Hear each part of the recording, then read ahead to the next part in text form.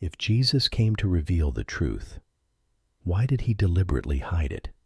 Not obscure it by accident, not lose people through complexity, deliberately hide it. In his own words, by design. What if the parables were never meant to help everyone understand? What if they were specifically designed to reveal who never would? Most people carry a simple assumption about the parables, that they were teaching tools, stories made accessible, spiritual truth wrapped in the familiar language of farmers and fishermen and everyday life, so that ordinary people, people without theological training, without access to the temple libraries, could finally understand. It is a reasonable assumption. It is also incomplete.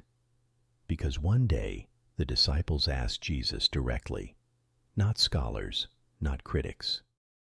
His own closest followers, the people who had left everything to walk with him, stopped and asked the question that apparently nobody else thought to ask. Why do you speak to them in parables? And the answer he gave has been sitting in the Gospel of Matthew for 2,000 years, largely unexamined, because the answer is deeply uncomfortable. To you it has been given to know the mysteries of the kingdom of heaven, but to them it has not been given. Read that again. Slowly. Not. They haven't understood yet. Not. Keep listening and it will become clear. To them it has not been given. Past tense. Settled. As though something has already been determined about the condition of the people listening. Why would truth be given to some and withheld from others? What kind of teacher operates this way? And what kind of truth behaves like this? Available to one person in a crowd and invisible to the person standing directly beside them. Unless the purpose of a parable was never information at all. Consider what a parable actually does. A crowd gathers. One story is told. Everyone hears the same words in the same order at the same moment, and they walk away having encountered completely different things. Some heard a story about farming. Some heard a description of how awareness grows inside a person. Some heard nothing that disturbed them at all. Some were shaken in ways they could not fully explain. Same words. Radically different receptions. But this is where things become stranger. Because this is not unique to ancient crowds standing in fields. It happens every time two people read the same book, attend the same lecture, watch the same film. One person is changed. The other is simply informed. One person encounters something that rearranges them from the inside. The other receives content that passes through without leaving a mark. What determines the difference? Not intelligence, not education, not how many times you have heard the words before. Something else entirely. Something that operates beneath all of that. The parable, in this reading, is not a transmission. It is a test, not of knowledge, but of the condition of the one receiving it. Yet few people notice that Jesus never once criticized a lack of intelligence in the people around him. Never. He did not say, "You are not clever enough to understand this." He did not say, "Study more, think harder, acquire the right information." What he addressed again and again was something different. Hardness of heart, attachment to what was already believed. The certainty of people who had already decided what was true before anything was said. The pride of those who arrived at every conversation already full, already knowing, with no space remaining for anything genuinely new to enter. He quoted Isaiah directly, "You will hear but never understand. You will see but never perceive." Not, "You lack information." Not, "The message is too difficult. Your heart has grown dull. Your ears are heavy. Your eyes are closed. The obstacle was not outside the listener. it was the listener. And this raises the most uncomfortable question the parables have ever produced. Could the greatest barrier to truth be the absolute certainty that you already possess it? Could the very confidence that you understand be the thing sealing the door shut? And that changes everything. Because here is what the parables were doing that almost nobody talks about. They were not delivering content. They were creating an encounter. And the nature of that encounter depended entirely on what the listener brought to it. Consider how certain kinds of truth actually work. You cannot hand someone wisdom the way you hand them a book.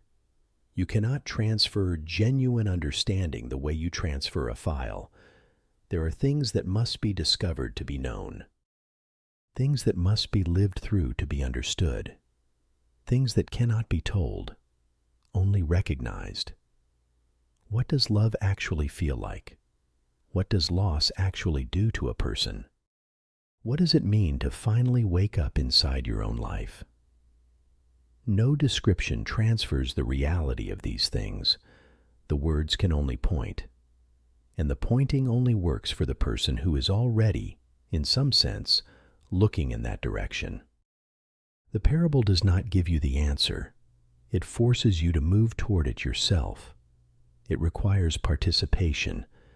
It requires the listener to search, to question, to sit with discomfort, to resist the easy interpretation and keep looking. And a person who will not do that, who wants the answer delivered without the searching, will hear a story about a farmer. Nothing more. The depth of what you receive is determined entirely by the depth you are willing to bring. For centuries, people have read the kingdom of heaven as a location, a destination, somewhere arrived at after death, after enough correct living, after the right sequence of beliefs has been maintained. Yet few people notice how consistently the parables describe the kingdom as hidden in plain sight. Treasure buried in a field that anyone could walk across. A pearl mixed in among ordinary things, visible to the merchant with the eye to recognize its value. Yeast already working inside the bread. A seed already carrying within it everything it will eventually become. Not distant, not reserved, present, already here. Invisible only to the one whose perception has not yet shifted enough to see it. The kingdom was not hidden by geography. It was hidden by the quality of awareness of the person looking. Which means the parable about the kingdom is also a parable about perception itself, about what becomes visible when something in a person finally opens, and what remains invisible, indefinitely, permanently, when it does not. The most disturbing implication of all of this is almost never said aloud. That two people can stand in the same place, hear the same words, read the same text, and be in entirely different realities.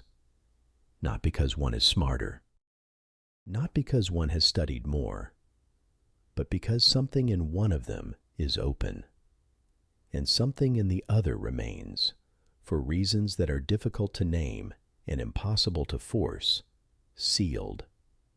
And now consider the most unsettling possibility of all. The parables still exist. The same stories, the same words. Read today by more people than ever encountered them in the ancient world. Discussed in more languages, across more cultures, inside more institutions than at any point in the 2,000 years since they were first spoken beside a lake in Galilee. And people are still reaching radically different conclusions from them, still hearing entirely different things, still dividing, across every generation, into those for whom the stories open something, and those for whom they remain simply stories. Which raises a question the parable itself seems to be asking. Have the parables changed? Or have the listeners remained the same? Is the division happening in the text? Or is the division happening in us? And if the parables are still functioning as filters, still separating, right now, today, the person who hears a story from the person who hears a mystery, then what does that mean for the person watching this?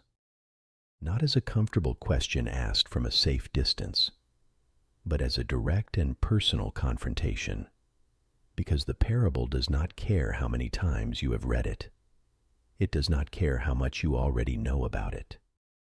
It only cares about one thing. What condition are you actually in, right now, as you encounter it? Is there still something in you that is open? Still something that can be surprised? Still something that does not already know the answer before the story has finished? Or has something closed? Quietly, without announcement. The way doors close in the dark, so gradually that no single moment of closing can ever be identified. What if the parables were never hiding the truth?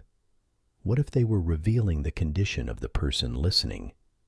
What if every parable ever told was less about seeds and fields and merchants and pearls, and more about the interior state of whoever sat down to hear it? What if the mystery the parables were pointing toward was never outside the listener at all? What if it was always inside them, waiting, hidden in the only place most people never think to look? And if that is true, what are they revealing about you?